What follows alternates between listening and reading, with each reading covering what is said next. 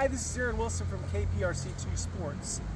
I am in New Jersey, home of the Sopranos. I'm literally in front of where Tony, Carmela, Meadow, and Anthony Jr.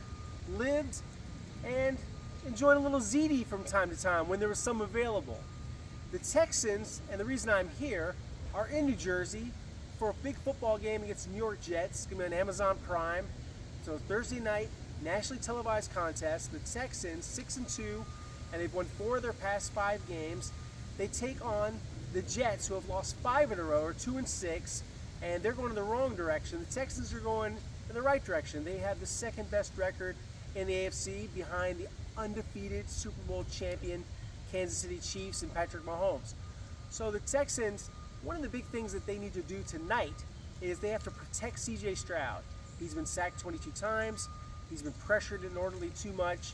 And they considered benching left guard Kenyon Green again after they briefly benched him against the Indianapolis Colts. Took him out of the game. He had a sack allowed, 7 pressures, a lot of tackles for losses. And they put in Jaret Patterson. Jaret Patterson unfortunately suffered a concussion, hit the knee of linebacker E.J. Speed. And then they had to put Kenyon Green back in. He played a little bit better after a conversation with offensive coordinator Bobby Slowick, settled down a little bit, and he has been accountable about his shortcomings. He said he's going to do better. Hopefully he has a better performance, but this is going to be a tough matchup. It's Quinnen Williams, there's Will McDonald, the fourth. There's some good football players out there, Javon Kinlaw. And so it's not an easy task for Kenyon. They did contemplate making a switch to Kendrick Green. Ultimately, they settled on giving Kenyon Green another chance. He is on notice. He has to play better. On the defensive side of the football, they have to really do a good job of covering 2 wide receivers. Garrett Wilson, who has the most catches with 51 of any receiver in the NFL, second most catches in the entire NFL behind Raiders tight end Brock Bowers. He is the most targeted player in the NFL. And then you look at Davante Adams, who Aaron Rodgers wanted, and they're just starting to rebuild that chemistry. And the Texans will have, tough matchup for Derek Stingley Jr. and Kamari Lassiter. So that's one of the big things on defense. And that's when it comes down to the pressure. And the AFC Defensive Player of the Month, Will Anderson Jr., and Pro Bowl defensive end Danielle Hunter. Hunter leads the NFL with 51 pressures, has 5.5 sacks. Anderson's got 7.5 sacks and ranks 4th with 39 pressures. They put a lot of heat on Anthony Richardson. They ultimately got him to tap out. He tapped his head, said he needed a break. Now he's on the bench. So they need to make Aaron Rodgers tap out. I don't expect that to happen. He's a tough vet, but they need to make life tough for Aaron, put a lot of pressure on him, relentlessly chase him down. He can't move like he used to, and he's got the Patriots defensive lineman Devon Gaucho say, I move better than Aaron Rodgers. He wasn't wrong. So a really older Aaron Rodgers, not the NFL MVP prime Aaron Rodgers, but he still knows what he's doing, can still throw the football, cannot take him lightly. They run the ball pretty well with Breece Hall. He's a threat, and so that's something they have to account for as well. And they've got a good tight end. Offensively, and this is the biggest adjustment, Stephon Diggs out for the season with a torn ACL. The MRI showed that he had torn it on that non-contact play against the Indianapolis Colts. Done for the season, unfortunate, was having a good season, was on pace for 100 catches and 1,000 yards. So now you don't have Nico Collins for 1 more week. He's back. My sources tell me that he will be back for the game against the Detroit Lions.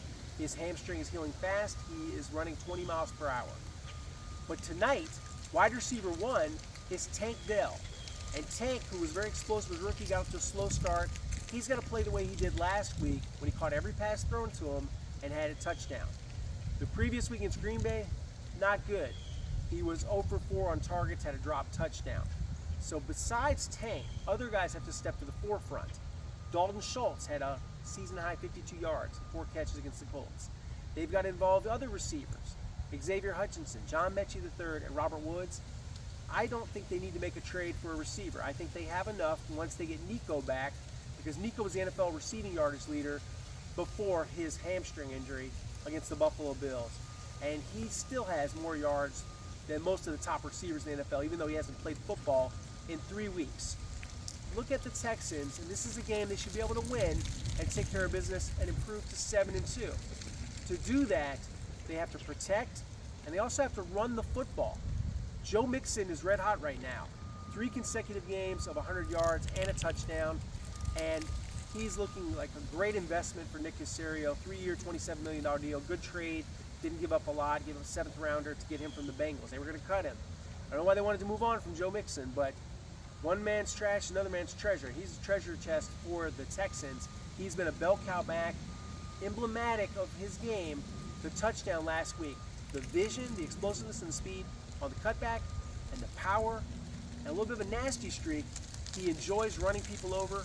Jalen Jones did not get the name of that bus that ran him over, and it was an ugly encounter for Jones, former Aggie, plays corner for the Colts. Overmatched against Joe Mixon's power. And you look at one more thing for the Texans. Danger zone. MetLife Stadium, their artificial turf, has claimed a lot of guys over the years in terms of their season.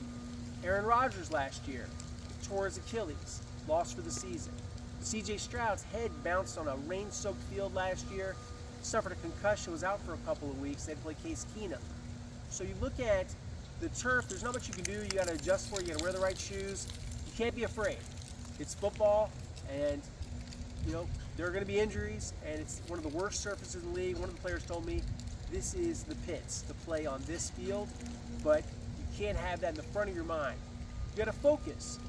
Sometimes you got to focus like a boss, like the boss that used to live here.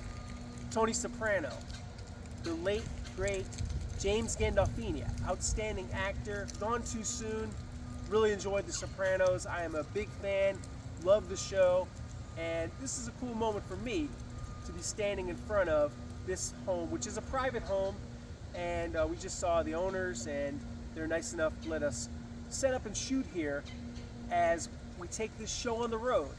Reporting for KPRC2 Sports, I'm Aaron Wilson. See you tonight at MetLife Stadium with more coverage. And keep it locked on www.click2houston.com. And check out my Facebook. I'm at Aaron Wilson Sport with bonus videos and coverage on the NFL and the Texans. Thanks.